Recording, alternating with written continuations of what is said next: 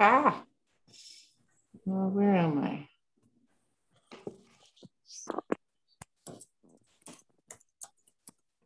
Hi, everyone. Hi.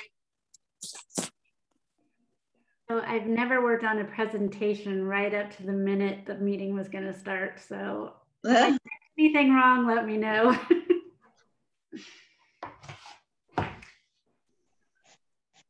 Did those items get sent, Michelle?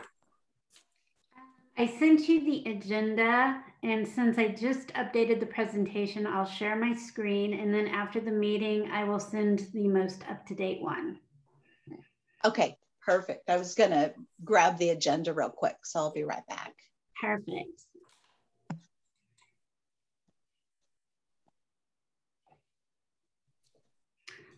So just so everybody is aware, I think going into this meeting, we know we don't have a quorum. And so just because we didn't meet last month, we thought it would be a really good idea just to kind of show what we've been working on and what kind of things are happening in the parks. So we won't be able to vote or make any decisions. So can definitely involve everybody and just talk about what's going on, and then maybe save a little bit of time for roundtables so we can kind of talk about what you guys would like to see next for our next park board meeting.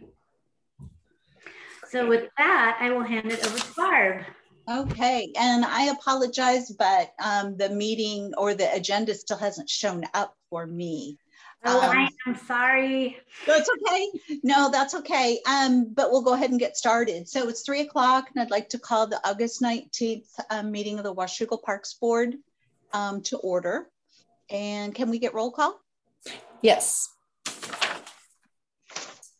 Barb? Yes. And Myra is absent, as is Quentin. Rochelle? Yes, here. Corinne. Karen? Here. And then Will is just joining us now. Let me admit him real quick. Okay. Sorry about that. Michelle Wagner? Here. And then I am here as well as Michelle Wright. We have our new management analyst joining us. Devin is with us today. And then so is Will Noonan. And it's Devin McDowell. My apologies. Thank you. And Michelle, because I don't have the agenda in front of me, I'm assuming you want to start off with your presentation? Yes, that sounds great. I was just okay. My slides I have 55 slides, so I promise I will not spend a lot of time on them. But as we're going through them, please, everybody, just stop me if there's anything you want to talk about.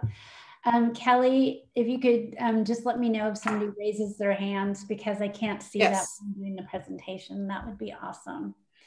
So as always, and one other thing I'd just like to note is, because we don't have a quorum, our next meeting, Barb has been nice enough to step in as president for us. I talked to Rose, and she is going to be looking through the applications for the park board members.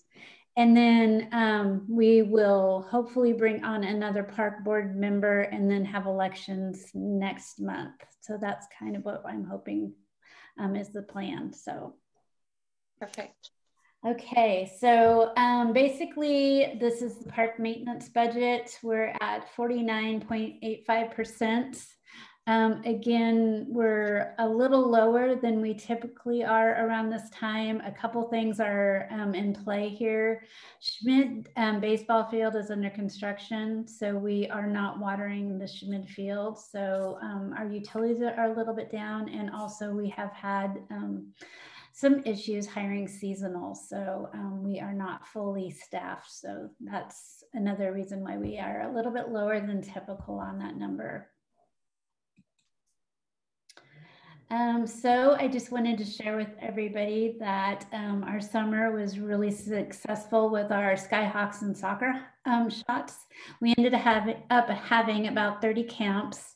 We come to find out basketball was so popular that we tried to find a new location to actually have the basketball camp, because we only have half court basketball. So we tried to move it over to Jemtegaard.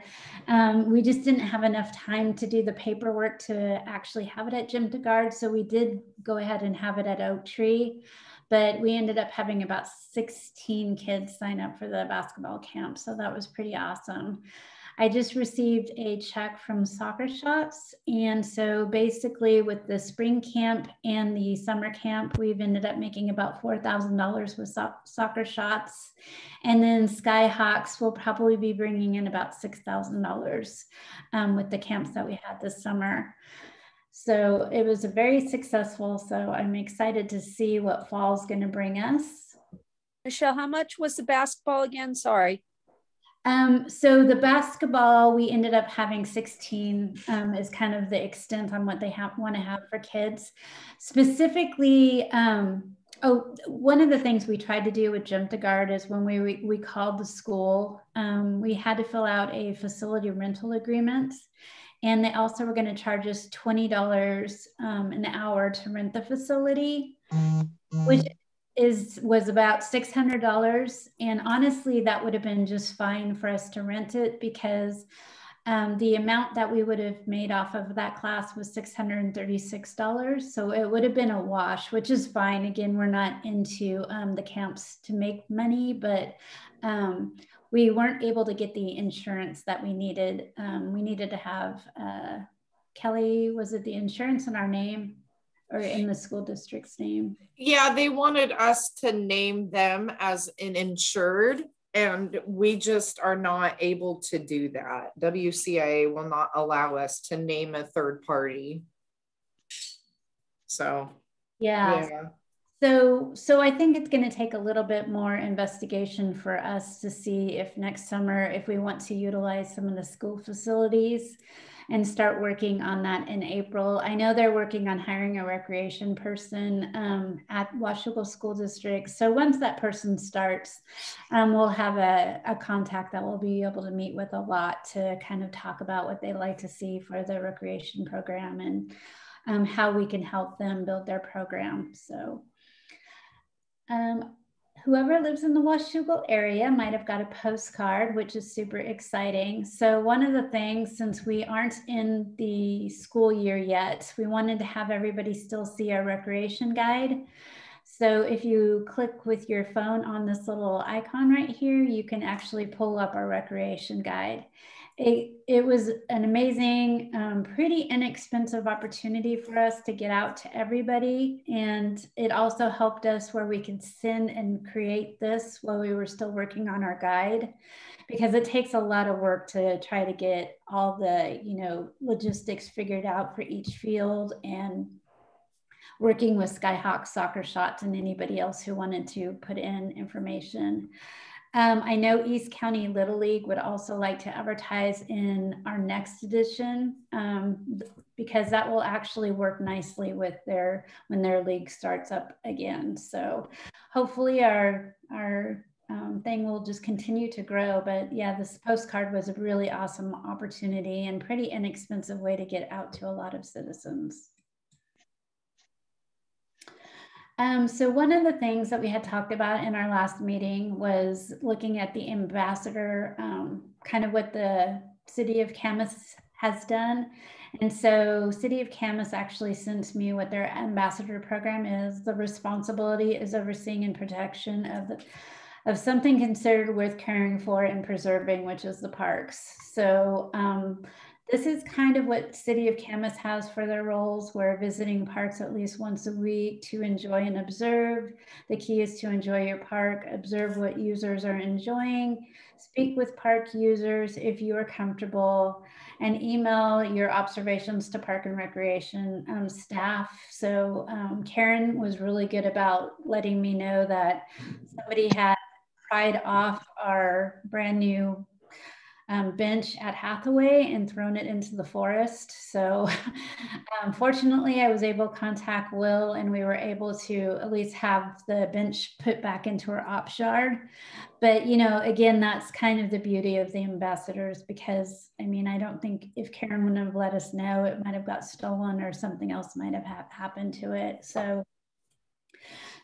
one of the things I would like to do when we have a larger meeting maybe is to take a look and see if everybody likes these roles and if there's anything we want to expand on, if this works for Washougal, and then kind of just make our ambassador what works best for us. Sounds good. And here is the group. I can't believe how wonderful this turned out. So everybody got to pick the park that they would like. And so it just ended up that everybody kind of lives by the parks. And so this is how the ambassador roles turned out. Again, I'll kind of type it up more formally in a memo once we decide what we would like those roles to be. So. Are there any more assignments yet to happen, or is everyone on there already? Well, Karen is an overachiever here, so she's got quite a few parks under her her list. I get out a lot.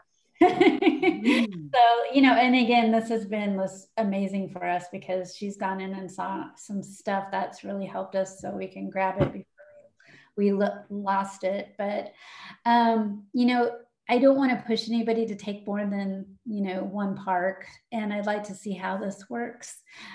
So the parks that don't actually have people's names on, we are kind of just as a group internally checking them a little bit more often. Michelle, I still do a cleanup crew at Sandy's Swim Hole. So I don't mind putting my name on that one too, just because I'm usually there once every couple of weeks anyway. Oh, awesome. Okay, I will update that after. Okay. Thank you. Yeah. Okay, again, this is a topic that I'm going to roll over to our meeting when we are fully staffed with the park board. But basically, we have talked about adopting a park. We kind of vetted the idea early on, and basically adopting a park is a great way to make a difference in the community. I mean, this program provides many different ways for local families and businesses to get involved and have ownership on that specific park. And so I have always loved this model. Tigard had a limited program on Adopt a Park, but it was more Adopt the Street.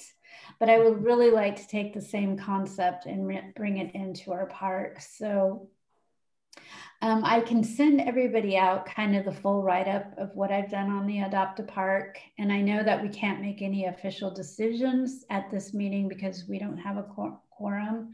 But, you know, again, I just kind of like to get maybe what everybody's thoughts are on something like this.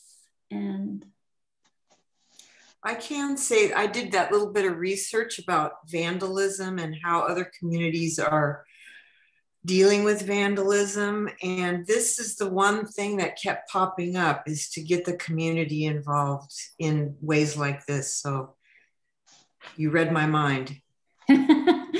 Well, the next slide is going to be totally appropriate then, because you get to see what has happened to our parks lately. So this slide, again, I'll bring back and I'll send kind of the entire write-up of what I've done on the Adopt the Park. And then that gives everybody an opportunity to look at it for the next month. And then let me know if you have any changes. And then it sounds like if Park Board is good and adopts the Adopt a Park, then I can move it forward to council, and then I can get more formal action from council to see what their thoughts are on that.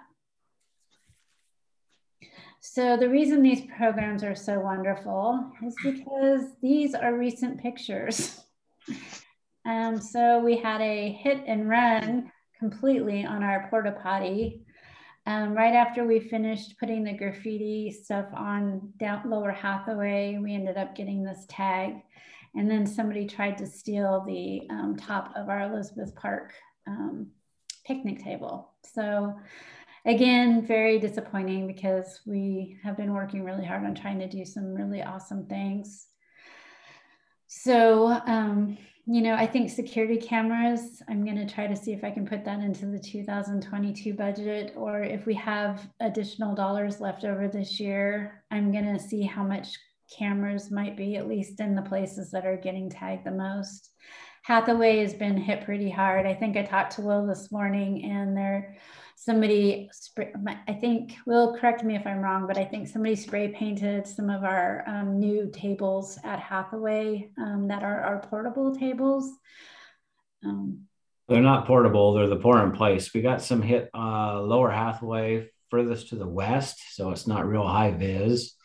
We're going to try out, those are the new tables. They're permanently mounted. They've been powder coated. We're going to try some new paint, see if we can fix them, because this is probably going to be something that's reoccurring. And then our parks employee actually ran off some kids 2 days ago on Upper Hathaway that were doing some damage again to some permanently mounted picnic tables. So they've kept us very busy. I'm surprised Hathaway gets so much when it has all those houses lining right there. And those people have been very vocal about pickleball noise and stuff over the years. I'm surprised people aren't seeing and reporting stuff. That's interesting. It is interesting that the Schultze there, that one that got, they tried to set that on fire. They repaired it and then serviced it. And the next night they drug it into the middle of the parking lot and ran it over with a truck or something. I don't know what's going on. Yeah, it's just super discouraging. And the first day that we actually put this porta potty, the one laying in the parking lot, the lock was cut off the first night. So, Michelle, maybe in the meantime, we can put signs up, even if we don't have cameras, saying it's monitored by cameras. That's a good idea. Just a cheap solution. I mean, is there any legal implications of saying you're doing something that you're not? Yeah, there are. We've done that at other places, and people use it as a safety net. We had some dummy cameras down in the tunnel when it first went up, and we had some bad things happen, and someone got robbed or something like that. And she says, no, the city's got all that on camera. It was a dummy camera. It was meant to discourage people, and there was no footage to go back on. So it gives people a very false sense of security with the cameras that are signed to be up but don't actually exist, don't actually function, can't record. So we can't actually do that. And to give all right. How about a fine sign then? A sign that says for whatever the vandalism fines are now put up. Just something, until we get enough money for cameras. Yeah. Yeah, and Will just told me that story about the tunnel after I had posted signs that say there's cameras down at Lower Hathaway, because I was so frustrated, and I haven't removed them yet, but my plan is to remove the signs. So it does say it, Michelle. We're on the same wavelength. Oh, all right. Yeah, that's a great idea. Yeah, I figured there was some reason why we couldn't put them up though, as a liability. Yep. It is, unfortunately. Yeah. So we're just going to say $500 fine or whatever it is, then maybe we can get away with those. Yeah. And, again, if the budget continues to have additional savings, that's one of the first things I would like to do, is just at least have quotes ready so we can buy it. And I think I would start, Will, would you start with Lower Hathaway? Would that be your first choice? And then Upper Hathaway, or vice versa? Lower gets hit more just because it's out of sight. Yeah. But Michelle, can you, again, the total you made on this summer programming was what amount? I think it's going to come in about $10,000. Wow, that is amazing. Can't some of that be utilized for these, or no? It definitely can. One of the things that I'm trying to do is, because there's some added expense to like printing postcards. So that the postcards only ended up costing about $2,000 for the fall. But again, the revenue for recreation is definitely a lot more so than we had anticipated. So I am sure our finance director would allow us to utilize that money to start, putting in cameras and doing other things. I mean, she's been amazingly supportive about, anti-graffiti and getting some of our restrooms cleaned up. So I would just kind of like to keep up the momentum, and especially, you know, I hate to think we have to repaint everything each year because of all the vandalism that happens. That would just be heartbreaking. So yeah. All right, thank you. Yep. So again, I just would like to kind of shout out to everybody. I mean, this is amazing stuff. This Jemtegaard Trail, if anybody ever gets to have a chance to go out there, it's beautiful. This is the bridge out there. And again, I'm just gonna continue to give everybody a little probing on, we need more maintenance crew. So, you know, we just installed this and the weeds are already starting to cover the bridge. And again, we just don't have people to go in and trim back the weeds. So, you know, it's going to be a battle that we have until we get maintenance figured out. Well, don't worry. We go there often, and my husband always brings his clippers and we clip those weeds. So we're working on it. Thank you, Karen. I know You're it's welcome. like right before the school starts, so I would like to at least kick them back enough so the kids aren't going to, you know. Okay.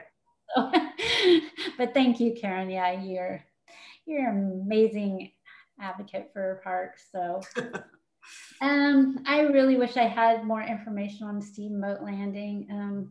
You know, it's kind of just in limbo right now. And so I do know that there's some people meeting about it, and I should have more information at our next park board meeting is the goal. So I want to make sure I keep these slides on here. So when I do have something, I will make sure I report it to you.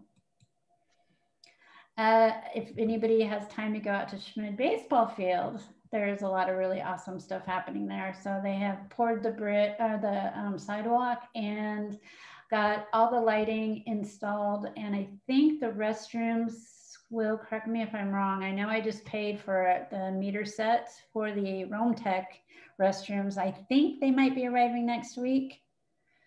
Yeah, I believe so. It's a Rome Tech, so it's a prefab unit. I know the sewer is in, but the units, I believe, arrive next week. You're correct.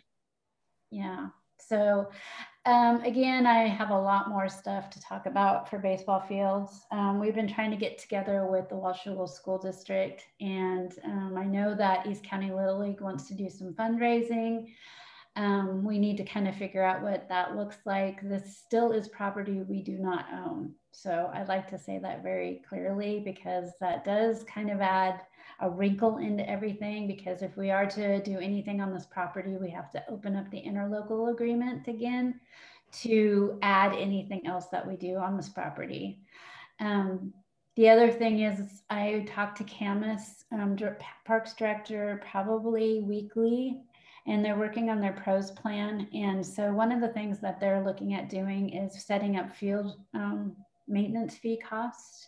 And they've already started working with their sports leagues to talk to them about stuff like that. So, you know, in our next meeting, I would really like to kind of talk about what everybody's thoughts are around that and what we would like to see. Again, just looking at the water bills for the summer that we actually had the 2 fields up and running, it was around $10,000. So bringing on another field and restrooms, we're going to have some pretty big sticker shock. But it looks beautiful. That was the point of the slide. Who does own it? The school district. Oh, okay. Okay. Yeah. Campen Creek. I was hoping construction will start this fall. I meant to at least update that. So this project has been going back and forth. So I had taken it on, done some research, and found that I can bring in a kind of a wood bridge and actually replace it by this fall. And the wood bridge construction, for removing it and the construction, was going to be about $60,000 to do. I'm working with our engineer department to see if that's the right fix. And so I'm still not sure if I'm going to be able to move forward with my plan, or if we're going to have a different type of bridge there. So as I learn more, I'll let you know. But I was hoping to get a fix in there sooner than later, because it's really hard to get around there. The other thing that will be happening there is these trees are going to be cut down September 24th, I think. And so basically this will really at least get any type of bridge ready to come in here, and I'll get these things off. They're leaning on the bridge right now, so.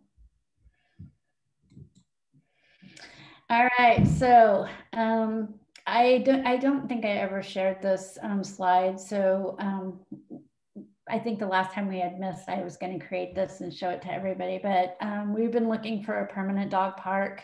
Currently, we have 0.33 acres behind City Hall. One of the reasons this area is so interesting to look at for a dog park is because it's got the railroad, and you're not disturbing a lot of neighbors with a dog park. So it kind of seemed like it was well suited for this area. I wanted to share kind of what the dog features could be and share my experience with a dog park I built similarly in Tigard. And so these pictures kind of show you what the Tigard Park looked like. The Tigard Park was 0.29 acres. And I can tell you it was downtown in Tigard. It's called I think it's called Ash Avenue Dog Park. And so one of the things that if you ever get a chance to go out and look at it, it is an amazing park. And it always had probably about 20 dogs in there. So it was always busy. And the biggest issue with this was parking, because it was such a popular park. Michelle, there's no issue that being a parking lot in the future along the tracks there? Well, let me click into my next screen. So basically, yeah, so again, I just wanted to kind of share some of the justification we did for the Tigard Park. I mean, we had the most amazing dog park Halloween costumes. You know, it was affordable. And again, the biggest problem we're going to have with a dog park is being able to have the land and actually having the parking space, because, you know, everything else we probably can do. So I kind of came up with the cost, and this is my new puppy. I just want to introduce him. He's super cool. If you have any dog names, let me know. Or looks like a Viking or something. Yes. Oh, that's cute, Michelle. How to do it, sorry. So cute. So the fencing is going to be about $15,000 to $20,000. The dog park features are usually around 15 to 20. You know, putting in sidewalks, bark chips, water fountains, and signage. I think we could build a dog park where that it would be right there, 50 to 70,000. Please note, City Hall parking lot needs to be planned first. So I put that in extra big writing so everybody is aware that you know, I think Kathy's got a dog too. Cute, see, dogs, they're so fun. So, you know, I like the property because it's property we already own. And I think the only way that we can do this in the next few years financially probably is to look at things we already own. So, you know, I think we're going to have more discussion on the parking lot. Just to give everybody kind of an update, I met Tuesday with the Camas Parks Department, Dog Paw, and Washougal. Camas has a couple of thoughts on dog park options. All their dog park options are like way out in the future. We've still been talking a lot about Goop Park, but that still comes with a lot of different issues that Camas would have to deal with. And so, you know, the reality of that, you know, we've been talking about that for quite a few years. So I'm not sure if that would happen. When we finished with our meeting with Dog Paw, we decided that our next step should probably be with meeting with Camas Parks, Washougal Parks, and the Port, and see what kind of properties they have out there, and if there's any other interests than what we've already looked at in the past. You know, that Port one is one I'm just thinking about it, seeing it there. With all the housing they're planning there between Killian's and potentially the Port development with the different housing, they're going to want stuff for their people that are renting over there. Yep. I mean, there could be thousands of people over there when a lot of them are going to have pets. It's definitely something we should approach the port about, and maybe even Well, Killian's pretty much designed out all their stuff. But we need to do that for sure. Yeah, so we're going to try to meet with the port in the next 2 weeks, because that was kind of our thought too, with all those condos. They're going to need some space. And, you know, they have a lot more open land over there now. And so if there was a time to do that, that would be now. So, and there's been a lot of negotiations about the 9 Bark Park and who's going to be the owner of that. So I'm sure there'll be more to come on that. And we gave our little bit of land to that whole deal to make that happen too. I hope people don't forget about that. No, we will remember, Michelle. Okay. So the other thing we've been working on is the BPA lines. Again, that seems like an awesome opportunity because that's land that can't be used. So we've kind of visually gone up and down the land, looking at GIS mapping and seeing what kind of things we could do. But then you run into parking issues and neighborhoods. So it's not quite as easy as, you know, you would hope. The other thing is Schmid Family Park. You know, I'm a little concerned with Schmid, I'll be honest, because it seems like if we were to move forward on this one soon, we have RCO grant opportunities in 2022. And if we miss that window to do anything grant-wise, we won't have another opportunity until 2024. And RCO is probably the only way that we will be able to do any development with Schmid Family Park. So the Schmid Family Park, I mean, if we were to try to hit the RCO grant process in 2022, we'd really need to start working on our master plan tomorrow. So I thought the dog option was out at Schmid, especially lower Schmid, because of the different grant requirements. David Scott and I talked about this yesterday. And so we think that any requirements were going to be tied to the park conservation grant that we received. So right now I'm looking for that application and seeing what kind of restrictions there was on that grant, because that would be the one that would have, you know, had those type of restrictions, we think. So I'm also going to review the RCO grant for that too, just to verify. So once I get some more information on that, it's just kind of digging in and figuring out.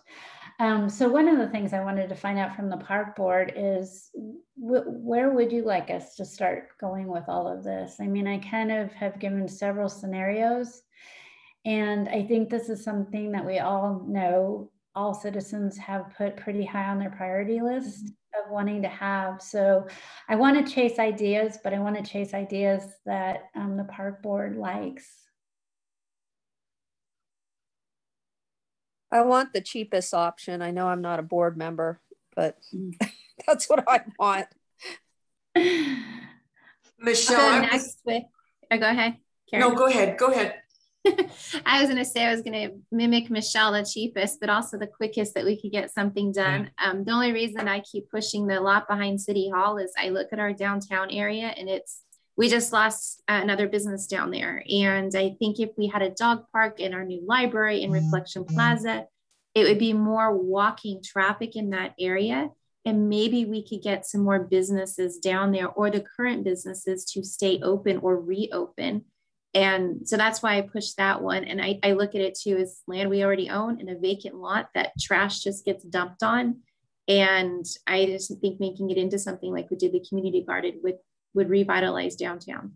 Yeah, no, I like that. And if anybody is going on a field trip sometime to Walla Walla, let me tell you, they handled COVID amazingly. They have blocked downtown roads and made like these new courtyards on the side roads where people can sit and have wine. It's amazing what they did. I have pictures, so if anybody wants to see what Walla Walla did, it's amazing. Yeah, that would be great. Yeah, I was just going to say that I thought the 0.33 acres was too small, but now that you've introduced the 0.29 acres at Ash Avenue Park, and that's the most popular park. Well, I need to rethink how I view the 0.33 acres, because now it does seem like maybe it really is viable. Yeah, it was just so well designed, and I don't think I would try to recreate the wheel, because again, there was always, they kept it clean. It wasn't a muddy mess. They had this little concrete area with, Rochelle and I were thinking on the same lines. They have some really awesome fountains, to clean dogs as they go in and out. And yeah, I mean, you can really make a dog park pretty nice and classy. And again, finding one that you're not going to disturb neighbors is super hard. Yep. I like, I mean, I like that location as well, especially making that downtown area as dense as we can to bring people down there and get things going, as long as, we're not going to get kicked out of there because, we owe parking to the library or the expansion of the campus there or the city hall. Yeah. As long as we're good to go in that spot, I'm definitely for that. Yeah, I can definitely keep working on our end. I mean, I think it's probably worth, after the park board kind of votes and says they like me to send it forward, I can also see, because again, I would like council to, take a look at this and see what their thoughts are. And, again, if it's something that everybody's super passionate about, and if is, just coming up with a parking plan, I mean, how much would it be to design the parking lot, just to at least have a general idea? Should we go ahead and pitch that at the same time, get a cost, or is that, I assume that's outside the park department, but maybe that would help sway some decision makers? I mean, I don't think the council's going to oppose it. It's just that we've always been told that, it's going to be utilized for something else, and it would be temporary. Yeah. So, I mean, that's going to come more from management and the city planners. But I don't think there's a problem with buy-in from the council. Okay. Yeah, I mean, again, I don't know how much a design cost would be just to design the parking lot. By no means build it, but I think if you just had a general design and everybody was happy with the design and it wasn't going to cut into that 0.33 acres, I mean. Does your plan allow for parking along the tracks in addition to the park, or would that negate all the parking along there? There's street side parking. But I've seen some really amazing parking plans that have worked on the current parking footprint we have. So, again, if we could take all those plans that we have looked at and then maybe see if we could have them actually designed and come up with something council would like for a campus parking lot, then, maybe that's the ticket, and then just have it in our pocket, knowing that that's what we'll build when we can afford to do that. Yeah, I mean, and if you can sell it that, I would think a lot of people use those parks before and after work, that parking could be utilized, when maybe a lot of the city employees have gone home, if they're concerned about parking. Yeah, and let me tell you, Dog Paw is so excited. So honestly, the maintenance would be so minimum. They want to take care of the dog bags. They'll take care of bringing in BART chips, the volunteers. They said that they have over 400 hours a month of volunteers on all the dog parks in the area. And so, there's just a lot of really awesome momentum that we could get with the dog park. So that's dog park stuff. And so we have a guest tonight too. So I have Kathy here. Let's see. Hello. Do I still have Kathy? So dog park and they went crazy.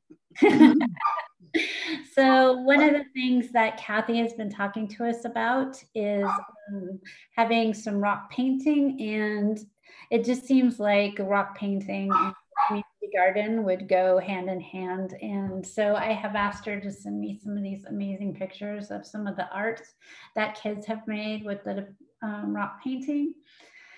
And one other little side note about the community garden, we have the daycare, Candy's Daycare, right up the street that has 2 garden plots. And they're going to have an end of season party. So they're thinking that the party was going to be sometime in September, the first part of September. And so one of the things I would like to do is maybe have some of our little gardeners utilize the the painting of the rocks. So, so Kathy, is there anything you would like to add? Well, I know we're excited to put something together. And I think I mentioned you, Michelle, to have the garden outside the fence where people can walk by and see it and put rocks in it instead of having to have a key to go inside. So right here is kind of a picture of what Kathy was thinking, and then it would just be in these little garden beds right here. The only thing that I was thinking is if we were to continue with maybe the metal garden beds like we have inside just for maintenance issues, even though these are very beautiful, they're sometimes decompose and with being in wood. So yeah. Can those be layered or tapered? They have all sorts of really really nice ones. So I can send a few examples to you of the metal ones. Okay. Because my thought was just to be able to get a real good view of the different rocks. The beds were layered. But yes, that's whatever you guys want to do, we are willing to do it and help. And I do have the benches and the table that we had donated. So people can sit outside, and the table, I thought the kids could paint rocks, come down with their family, paint at the little table, and then put their rock there. Gotcha. So one of the things, I probably will bring this back at the next one because we don't have a quorum to make decisions on stuff like that, but for sure I will keep this and we will move it forward. Right. And another thought we had was to have, hopefully before, maybe in September, is have a painting in the plaza to start collecting some rocks. So to have kids come, they could paint a rock to take home and paint a rock to donate. And then we'll just kind of hang on to the rocks until we have an opening, and then we'll have rocks to put inside. So that was a thought. Thank you, Kathy. Well, thank you for having me.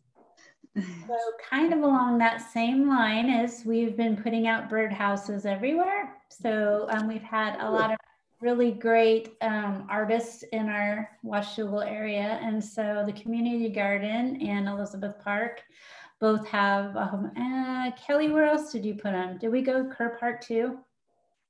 No, because I read about how you hang them on trees and you can't just nail them into the tree because you will damage said tree, and you're supposed to use rope and hang them or whatever. So I did not do that.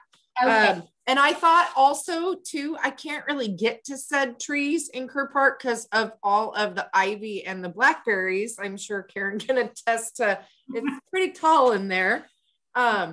So I did put them up at Upper Hathaway. There's some along the fence line. So when you drive down to Lower Hathaway and look up, you see them. They face out towards the river, not towards the park, because I figured birds would use them better that way. There's only a few up there.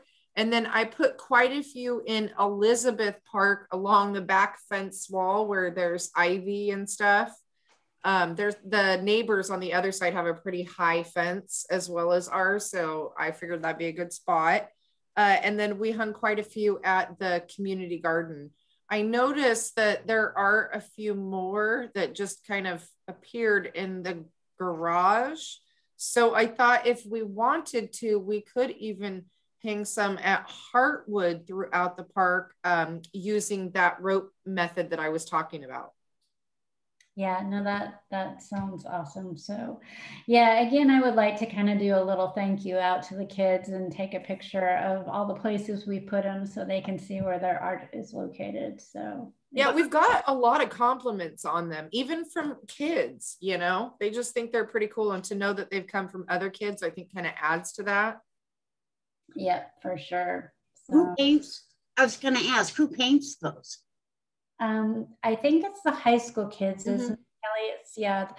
So one of the art teachers is having the kids paint them and then they bring them in. So yeah, I think is how it worked was the supplies were donated to them and they created them and whatnot, kind of like as a project, and painted them and then submitted them back to us. Yeah, and I think Rose went and picked them up from the school. Well, if you ever wanted to do a project like that, where kids paint them, the paint roller would love to do that for the kids. awesome. Cool. Yep. That would just have a big paint party with painting those and then have them set up and they can go and look at it through the year or whatever. Yeah, love it. So Kathy, you might recognize this. Yes, I'm excited. Yes.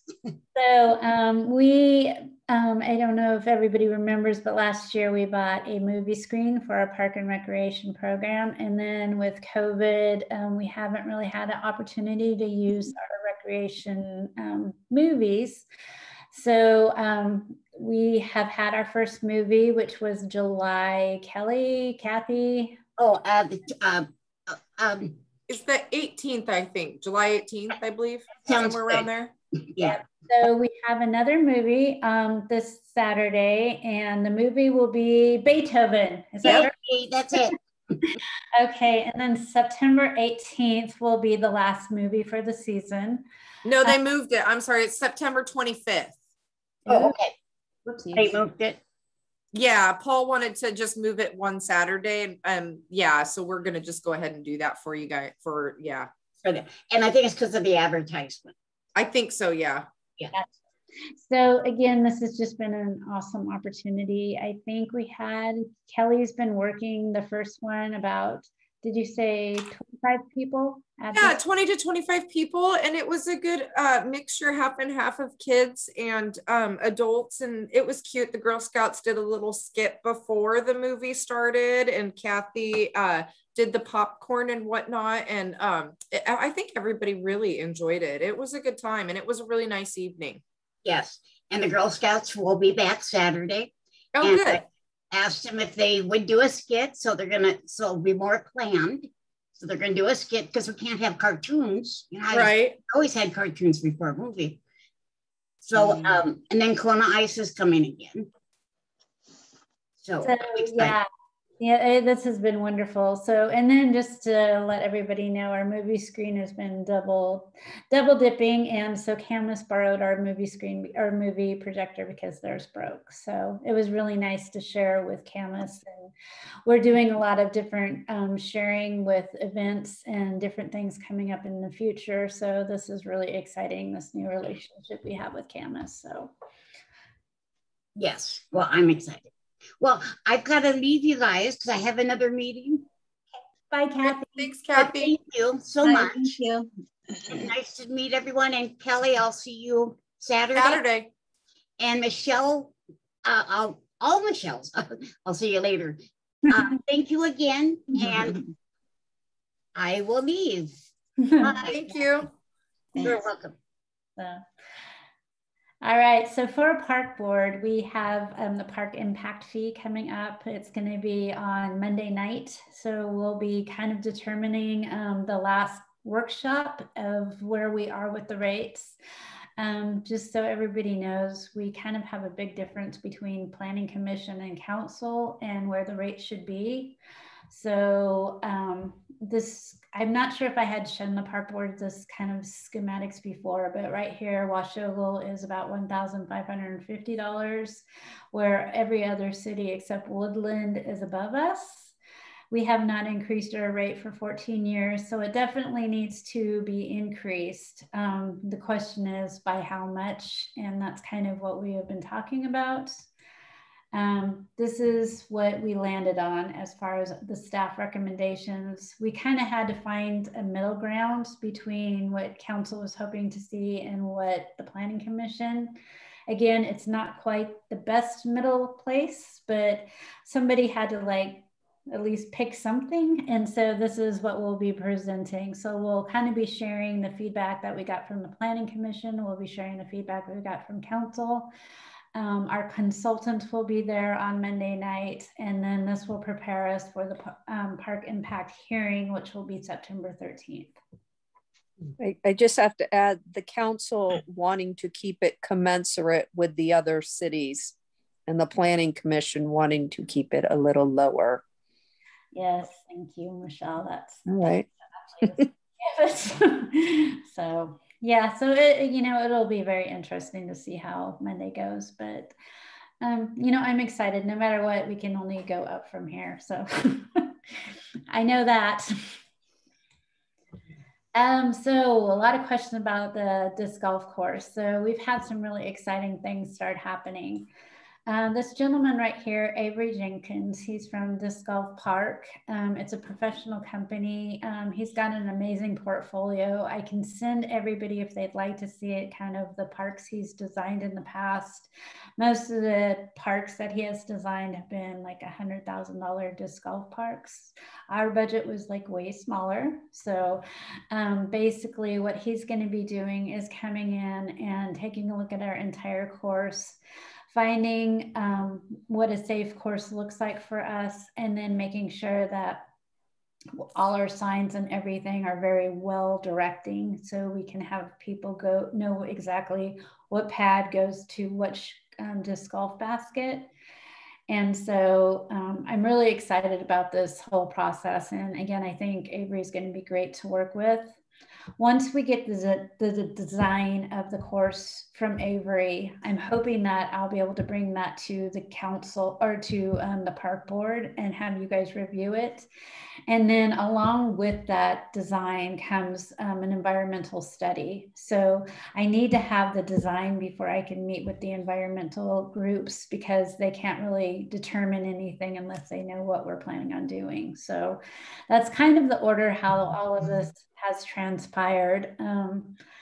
A perfect world would have the disc golf course built by October. And also, just so everybody knows, the disc golf is no longer going to be 18 holes, it will be 9. So again, with kind of our current footprint and the less impact to the park, we are going to land on 9. Michelle, I have a question.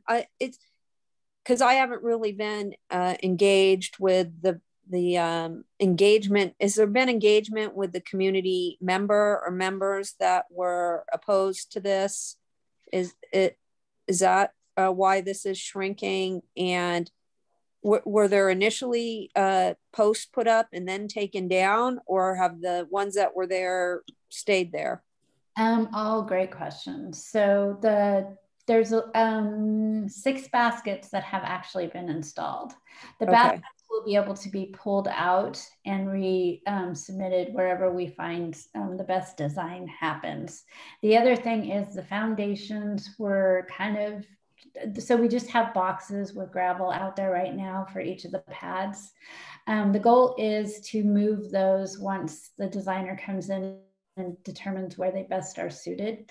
And then we have a contractor that will pour the pads, and we'll probably have to go through a little bit of a SEPA review and all the permitting process along in this process. So we have a lot of property that is no longer designated as wetlands, just because, you know, things change after it's been 10 to 15 years.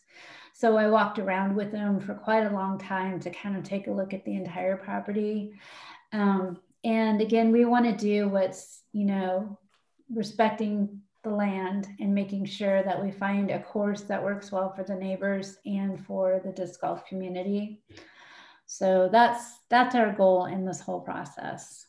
So, and it had our intentions always been to have a designer, or initially it wasn't, and then we got this little bit of a pushback, and then that's how the designer came along? It just happened so fast. I didn't know that whole.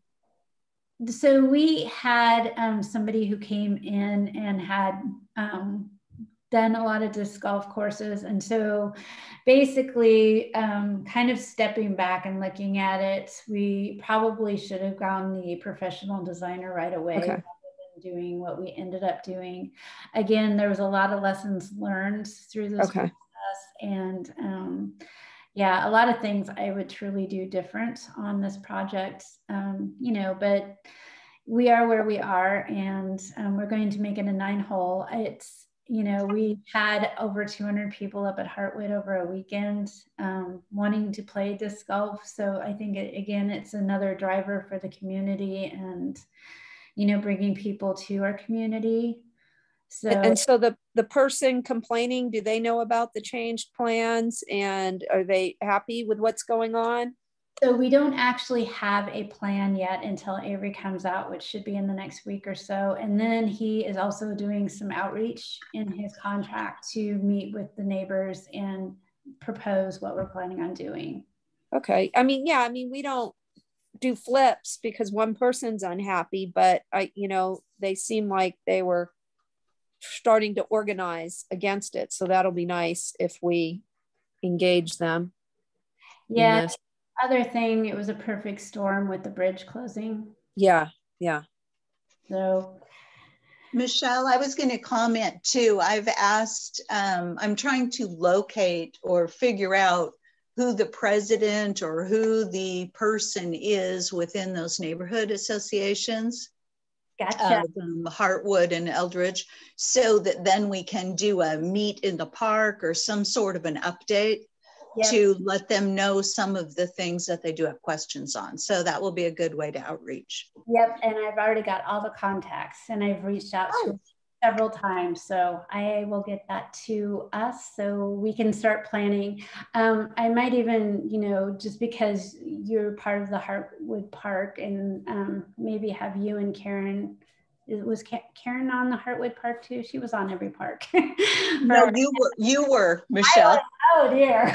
Okay, you and I as the ambassadors will probably, you know, meet with Avery, and then that way we can work with the community, the neighborhoods with him on that. So. Yeah, perfect. I think they would be very pleased to be able to have that information firsthand, some input, and be able to see what direction it's going in also.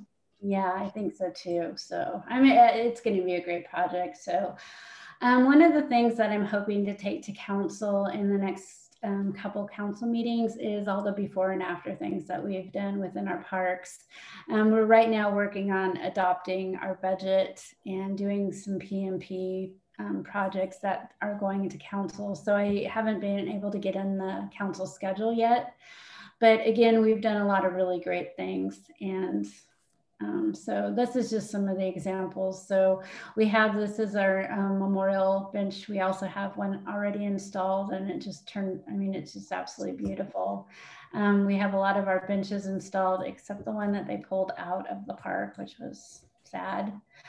I'm going to be sending you guys some updates on like cemetery stuff. We're going to be doing some changing within kind of our maintenance group. So I'm hoping that we can utilize some of our maintenance staff up at the cemetery and have them help us out with the parks a little bit. It's all general fund. It's all one group. So again, I'm just trying to utilize our resources the best we can. So, you know, we have both resources for both cemetery and the parks. And the reason I'm showing this fence is because I was looking at the man hours it took us to sand this down and repaint it each year. And we now have a vinyl fence. So I at least earned several hours out of the cemetery to get that person back in park. So yay. So again, kind of just keeping with the signage and making everything all clean and looking the same within the cemetery too. So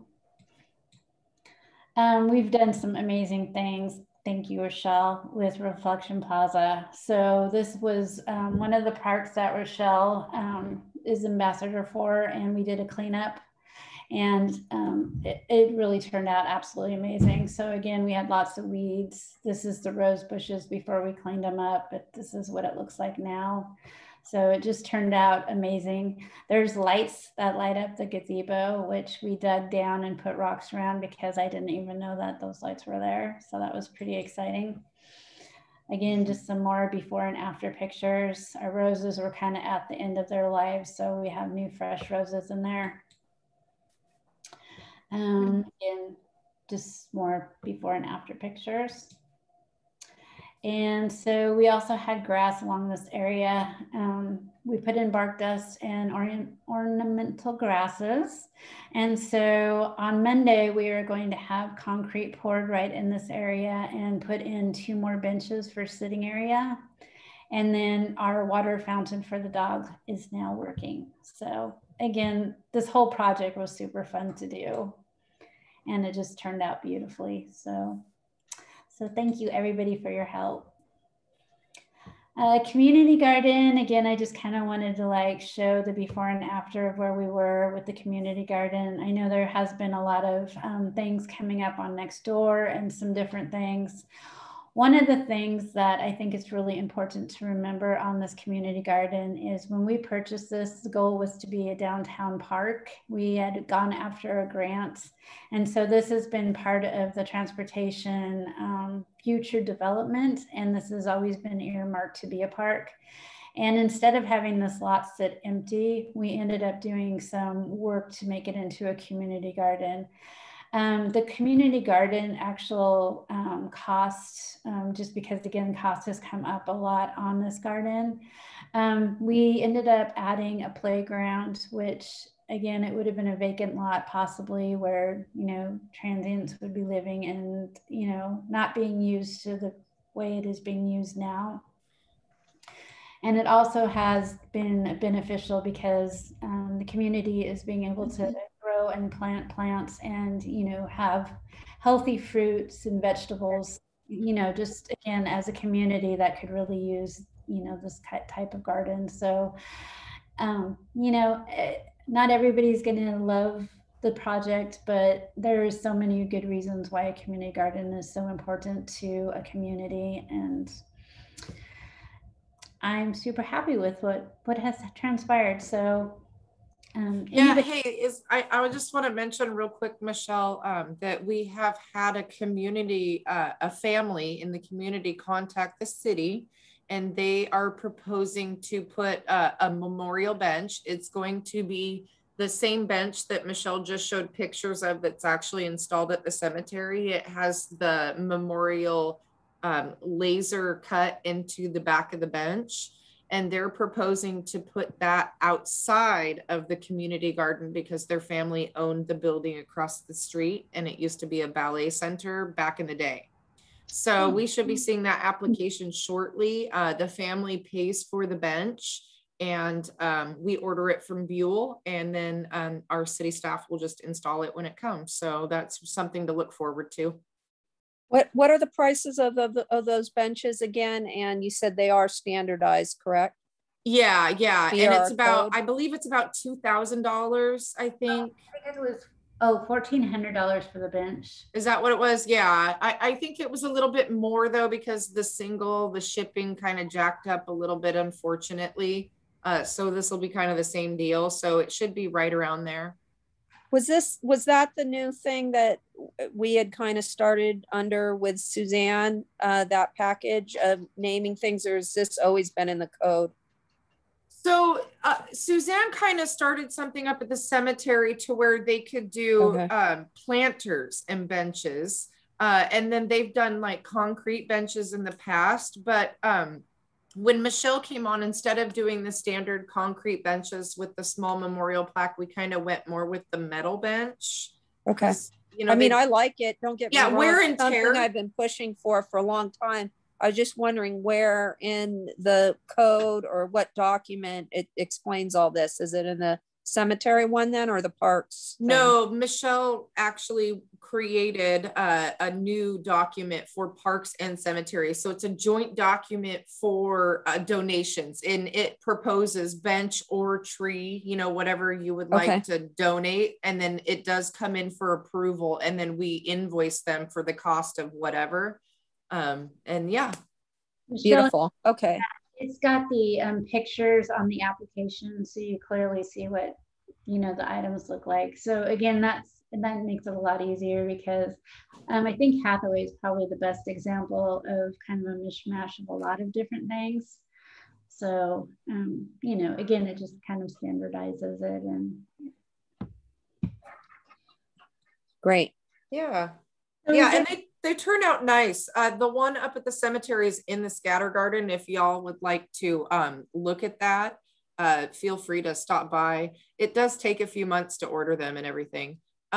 Rochelle, did you have a question or a statement? It did. Just on the community garden, 2 questions. And could we budget maybe next year to put a fence on, when you're looking at the playground on the left, so it separates those houses from the playground, so people on the playground don't feel like they're intrusive to those, and the other way around.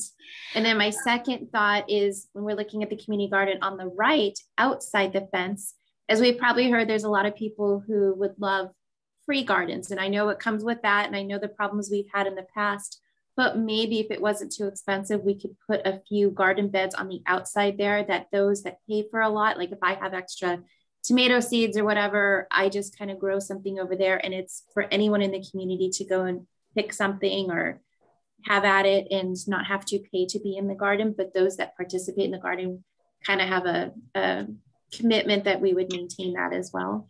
It's not a bad idea. It might cut down on some of the vegetable, stealing and whatnot as well. You know, I mean, it happens regardless of where the garden is. We had that in the past, right? So that might help with that.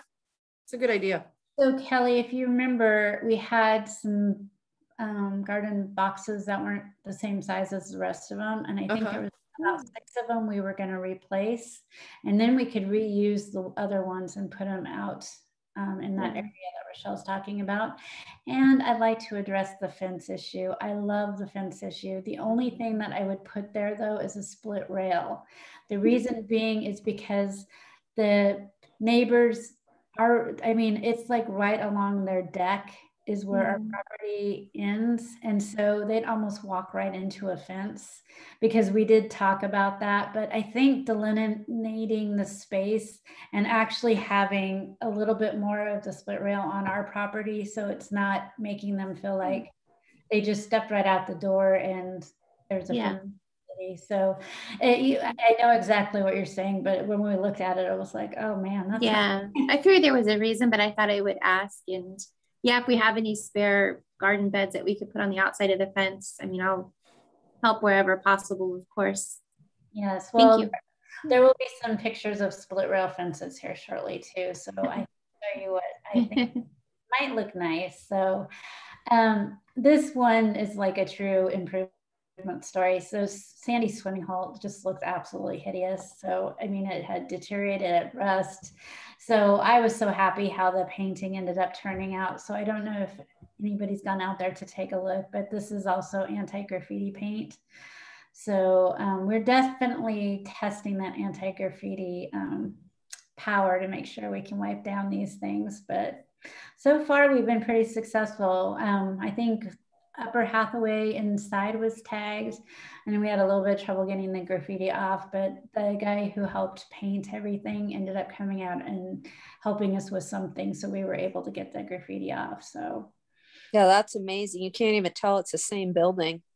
Yeah, I was super happy with that. So again, just more before and after pictures. I mean, this is what the bathroom looked like. This is what it looks like now. And then if everybody remembers, this is where the homeless were living, because we had the vents and now we have full doors. So it's just beautiful. So the before and after pictures of the Upper Hathaway, we had moss and gutters dripping right in front of the doors.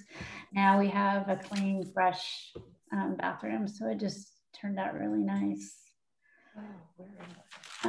again, just some more pictures of the tables and new signage that we have. So I have to say one of the funniest things was I had a cemetery board meeting and Mickey looked at our signs and she was like, well, I didn't know we had this one rule on there. And Kelly's like, yeah, it's always been on there. And she's like, well, our signs were so faded, you couldn't even see what the sign said. So again, it was time to switch out our signs. So at least now you can kind of see some of the rules and regulations. Here is some pictures of Hathaway Park after it got painted. The barn is now a little bit brighter or darker burgundy. And this is as of today. So this is part of our disc golf course. We wanted to make sure that we had a split rail fence up there. So the playground is a little bit protected. And so we'll also have some other safety items put in place, but this just turned out so beautiful because it fits with the barn and the playground theme. So that's as of today, probably 2 hours ago. Nice.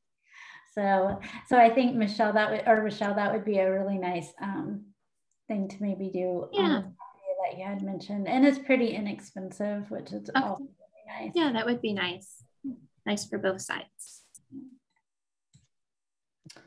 Again, just some more improvements that we've done, and all of this is things that you have all seen, but I would like to, this is all our before and afters for council so they can see. I've been trying to do the best I can to document everything that we have done. So the merry-go-round is new, the swings are new. That porta potty is just fine, hasn't been ran over. Again, the Hamlet Park bathrooms will be changing a little bit. I haven't taken a picture since they painted the roof, but the roof is no longer red. So it's kind of all the darker gray color. And then all the walls are one color. So it's no longer looks like this inside. Steamboat Landing, again, the waterfront trail is now complete. So it's beautiful. If you get a chance to go and walk it, it just turned out awesome. And then this is before and after pictures of Steamboat Landing. So we painted the doors and got those cleaned up too. The waterfront trail, they've got the picnic tables, the benches out. I think they have a black iron fence right now out here now that they put in. I haven't been out there since, but the trail is amazing. One of the things that Camas and Washougal and the port are all trying to do is we're trying to gear all our special events so they complement each other, and the port is wanting to do some sort of scavenger hunt around the holidays on our waterfront trail to get people to utilize it. So as I learn about these events and as we meet on a regular basis with the other directors of parks, I will make sure I bring that information to our group and also make sure I invite our co-op groups to come to these meetings and talk about some of the things that we're trying to do. But we would like to work with the chamber and have kind of like, you can watch Christmas ships, you can do a scavenger hunt on our waterfront trail. Camas will be doing a tree lighting on this night. Washougal will be doing a tree lighting on this night and when our parade is. And also I just recently learned that our parade is the only Christmas parade that in this area. So that was kind of cool too, so.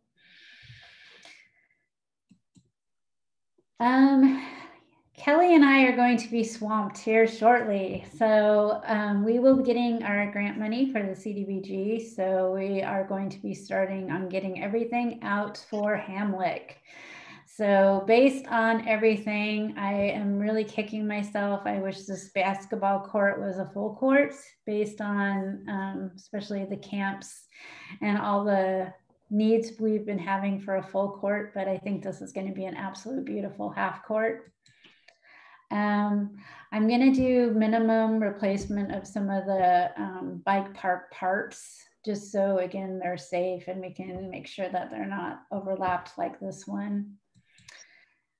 This is the playground that was picked. So we've got everything ready to go. So as soon as the money is awarded, we will go ahead and start ordering this playground. And this is an overview of the playground. So we have swings and other really cute elements within the playground. Looks great, Michelle. Is there going to be any money left over for trees on the perimeter of this park? You know, I think we're going to be pretty good. I think we will probably be able to do the trees. I bought some trees that we've been keeping in Ops Yard that I would like to do after we've done the construction, plant the trees. But just because we've had such hot weather, I'm kind of protecting them, and Yeah. We keep them safe until the fall, and then we'll start planting them in the fall. I'm really excited about this park. Those folks deserve a good park on that that side of town. There's nothing over there. That's nice. I agree. Yep. So we're hoping to maybe take down the community shed, the red one, because it's kind of falling apart and there's nothing in it anymore. So we're going to take that down so we can get ready for construction. And then there's the dirt from the bike park, and we will be removing that here shortly too and getting that ready. So the park will be all prepped and ready to go as soon as we can start ordering stuff. So. Yeah, and the community actually voted on that playground. Rose had a Spanish night at the park with the school district, and we created a poster board and let all the people vote. I think we ended up having 56 people vote, and that was the one that had the most votes. So that was pretty cool. Great. So I know this doesn't look like much here with the bleachers down at Hathaway, but this is an absolute horrible project. So these bleachers were falling apart. It was completely uneven. And so we had this amazing contractor that came in, pulled these out, got everything level, and poured the concrete slabs.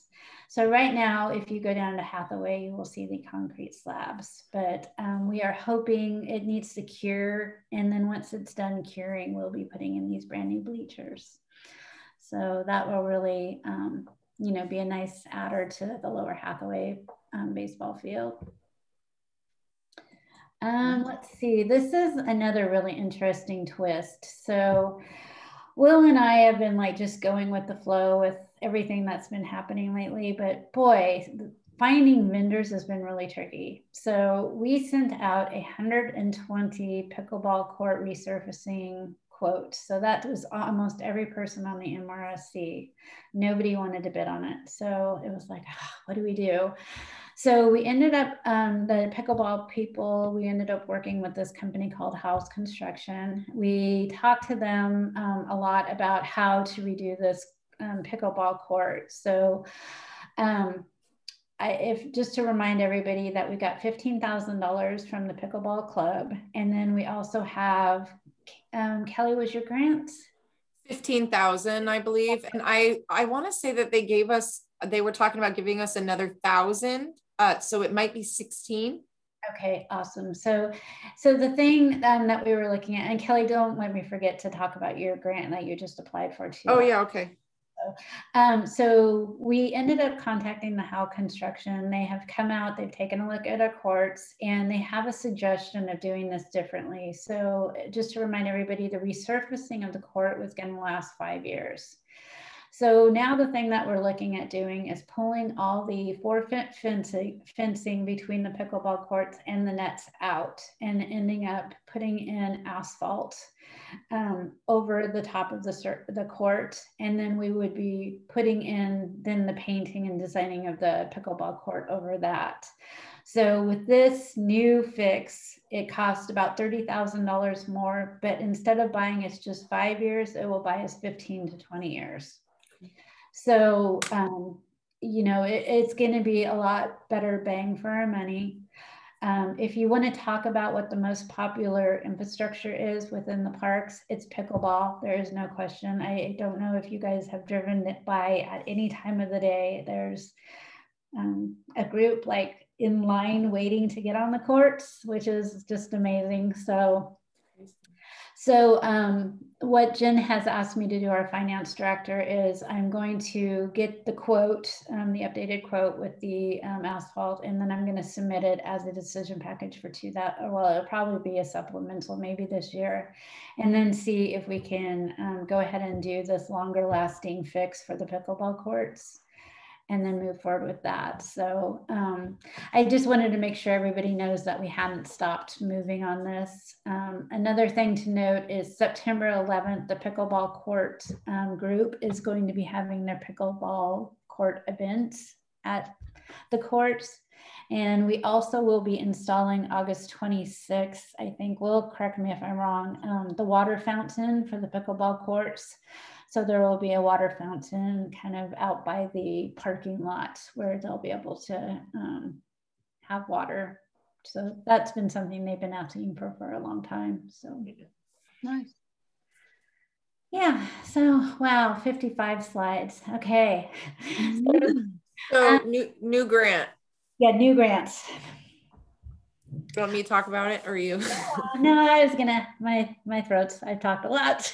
Oh, okay. So we had an opportunity to apply for another grant through the Clark County Parks Foundation, kind of like what we did for the pickleball courts. And so we talked about it and we decided to write one for Lower Hathaway for a new slide structure. The Lower Hathaway has brackets right now on the slide that are broken. It's 20 years old, so we can't even get replacement parts for it. Dylan emailed me, I believe it was yesterday, and said that the grant has been approved and it's moving on to the fundraising portion.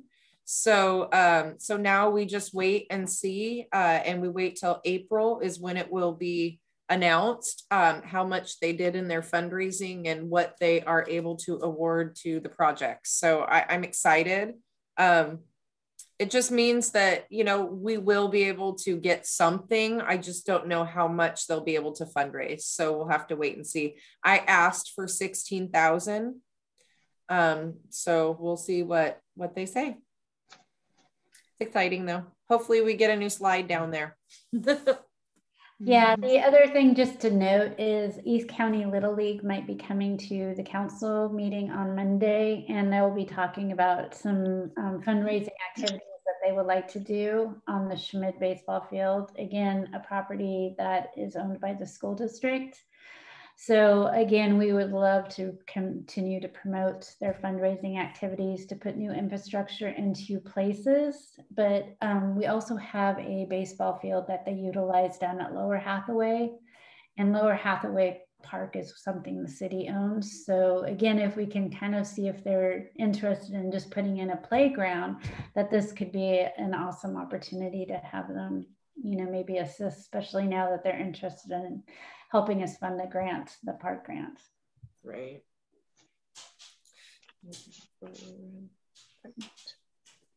All right, Barb, I'll hand it over to you to roundtable. Okay, yeah. So we can just go around the room and see if anyone has anything additional. Karen, would you like to start? No, that was, wow, thank you. A lot of information. Mm-hmm. It's really upsetting about the vandalism. And I did do that little bit of research, but honestly, I didn't learn anything new that Will and Michelle have not already talked about. The cameras, the community involvement, all the stuff you guys already know. So we'll figure it out. Thank you. Rochelle, do you have anything additional? Two things. One, can we share this information around? And two, can this information get pushed to the city of Washougal social media?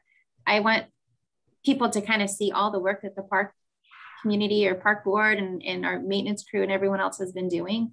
I just was wondering if that was going to get pushed out somewhere. That's a great idea. Yeah, I sent my presentation that I just gave to you guys tonight to David, and he was like, wow, he goes, the things you guys have done, he goes, we need to work with Michelle Loftus to get that out on social media. So I just sent that out to him yesterday, so I will get right on that and see what we can do. Are you okay with us sharing some information, or you want to wait till it gets on there? You know, I'm okay. I mean, I want to be as transparent as, I mean, we're a city. I want to be transparent. So really, Yeah. Okay. I'm good with that. Okay. That's it. Let's see, who else? Will, do you have anything to add, or? I do a little bit. Some good news for us in this COVID year. Karen, you'll appreciate this. Tomorrow, barring anything unforeseen, the corrections crew for the first time in 2 years will be back in Washougal, and we're going to start in Kerr Park. So hopefully I get them tomorrow. There's a smaller crew than before, of course, but hopefully I have them tomorrow, and I have them 3 and possibly 4 days next week as well. And the intention is to keep them in Kerr the entire time, barring any wind. So we'll see. So long time coming. So hopefully that is something that continues. And it sounds like there's a chance we'll get them every other week for a day or two. So we'll see. That's awesome. Will, did you want to mention the Kerr Park fence? The gate? Oh yeah. We had a tree fall on that early last winter, I believe, from the school district property. Clobbered half that fence pretty good. So that's going to be repaired, I believe, next week. And the trails are still open though. We maintain the trails. The estuary group, I piled about 10 cubic yards of wood chips in there this week for the group they're going to be doing this fall. Again, that's the north section of the park. They've got thousands of plantings for all heights of the canopy, all native. It's pretty amazing. So they're excited about that. They're going to check it out Tuesday. I can get some more. This is actually from an event that happened in city of Camas. So we're getting some free wood chips. Nice. Looking forward to getting the estuary group back in there and a little more work done on Kerr this fall. So very nice. Michelle Wagner. Nope, just totally blown away by all the stuff you guys have been doing this year. I've been sitting on this board for a long time, and the amount of stuff we've gotten done this year is just amazing. So thank you, everybody. Kelly, Will, Michelle, amazing. Awesome. I guess the moral of the story is you work better when you don't see us live in your hair or something like that. When you're left alone more. No, the public's not coming in all the time, right? Yeah, no, this has been really amazing. We've had a lot of fun. I know, Michelle, you've sent me some information too about expanding recreation. Again, I think Callie and I are trying to do as much as we can with our limited resources, but you know, I would like to see some ways between you and Rochelle, who sent me both people, and it didn't happen for the fall. And I have to say, you know, the stats on COVID is kind of, you know, I feel like what we're doing is perfect based on COVID still sticking around. So, you know, eventually these are goals for the future, but I don't want either of you to think that I haven't followed up on that yet. So I just want to wait until we kind of get some balance with COVID. So sounds good. Yeah, Barb, do you have anything? Do I have anything? I just, again, you know, like everybody else, really excited about all of the changes and the things. There's just a ton of projects that have been completed, you know, so many new things going forward now with the revenue that's coming in and the opportunities for the recreation. I just, again, it's kind of overwhelming, but the opportunity to now get the outreach, I'm excited about that, to be able to really communicate and get feedback as to what people are liking, what they're needing. I think that's going to go a long ways as well. So, yeah. Well, you know, we've learned a lot too with these postcards that we just sent out. And that might be a good way to communicate with the neighborhood with a door knocker when we do kind of roll out the disc golf. So, you know, they can see what the new course looks like and what we're doing. I think that might be a good way to reach out to everybody. So, I mean, I'm not ever going to make everybody happy, but I can try. Right. Hey, we hit 50%. We're doing good. Yeah, this is an exciting board to be on now. There's lots happening. Yeah, no, this is super great. So yeah. I'm just the difference that people are going to see, you know, here with another shutdown coming at us, you know, that we've heard for state of Washington and the changes and stuff. I just think that it's going to be an exciting time for people as they get out and can actually get together. We might still have some challenges with the meetings with some of the people and stuff, but I was just thinking, at least if we do it at a park, we've got outside and open spaces, and hopefully we can answer some of the questions. So Well, yeah, that's it. Like you said, communication, at least just communicating and getting the information out there will definitely benefit us.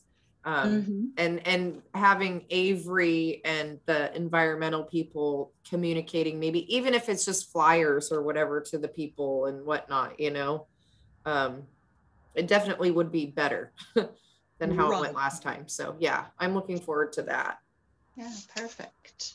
So one of the things we like to do next time is do our election. And I did have one volunteer for president. So I just want to share this with everybody. So Barb did raise her hand. So when it comes around to elections, I did have somebody raise their hand. So thank you very much, Barb, for raising your hand and stepping in last meeting.